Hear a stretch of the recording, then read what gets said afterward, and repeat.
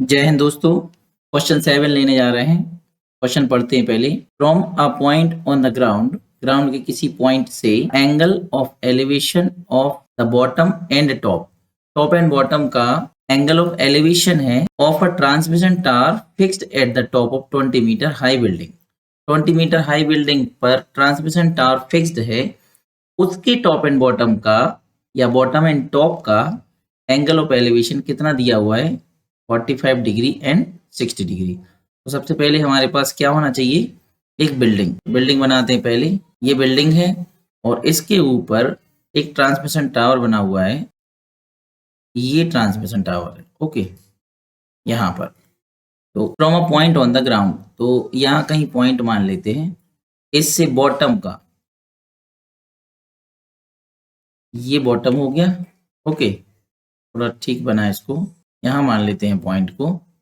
ठीक है, और यहीं से टॉप का भी, ये टॉप का। ओके, इस हॉरिजॉन्टल लाइन को हम ज्वाइन करें तो अब एंगल बनाएं। तो ये हो गया बॉटम का, बॉटम का कितना है 45 डिग्री, और टॉप का ये कहलाएगा ना इस हॉरिजॉन्टल लाइन से ये, तो ये है आपका 60 डिग्री। अब इसका नामकरण करते हैं, नामकरण करें इसका।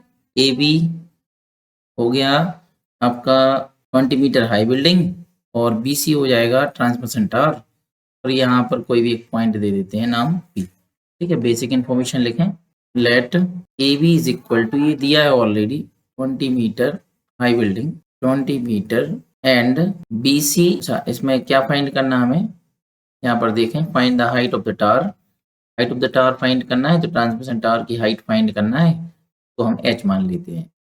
H metre is a transmission tower, ऐसा भी लिख सकते हैं, फिक्स्ड एट द बिल्डिंग। ये हो गया। ठीक है, बीसी को हमने एच मान लिया। ठीक है, अब एंगल ऑफ एलिवेशन देखें। Angle of elevation of the bottom of tower. Okay, क्या बन जाएगा, ये बनेगा यहाँ से। सबसे पहले आप ये भी बना सकते हैं, 90 डिग्री हो गई वो तो। ठीक है, क्योंकि बिल्डिंग हमेशा 90 डिग्री पर ही होती है अर्थ पर। तो ये हो जाएगा आपका, ध्यान से देखना पड़ेगा, 45 डिग्री बन रहा है तो ये लिखेंगे A P B is equal to 45 degree, और दूसरा angle of elevation of the top of tower. Okay, तो ये हो जाएगा आपका कौन सा, ए पी, और ये वाली लाइन जाएगी ए पी सी। ये कितना है आपका 60 डिग्री। ओके, आगे बढ़े। अब हमें फाइंड करना है एच, ये हमने माना हुआ है। ओके, बी सी की हाइट फाइंड करना है, तो दो ट्राइंगल ले लेंगे। सबसे पहले तो ए पी सी या ए पी बी ले लेते हैं, फिर ए पी सी ले लेंगे। Okay, triangle A P B में एंगल ए तो 90 होगा, और इसमें हम क्या लगा दें, हमें चाहिए है इसकी हाइट चाहिए। तो सबसे पहले यहाँ से हमें क्या मिलेगा, यहाँ से बेस मिल जाएगा, तो 10 ही लगा देते हैं, क्योंकि साइन का तो कोई रूल है नहीं यहाँ पर, हाइपोटेनस कोई काम नहीं है।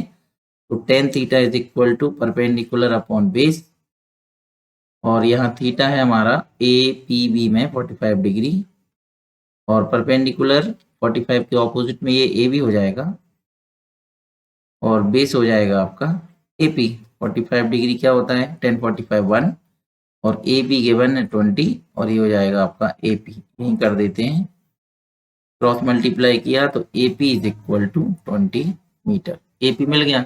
अब दूसरे ट्राइंगल में लगा देते हैं, यहीं से करें। फिर से दूसरा ट्राइंगल कौन सा ले लेंगे, ए पी सी।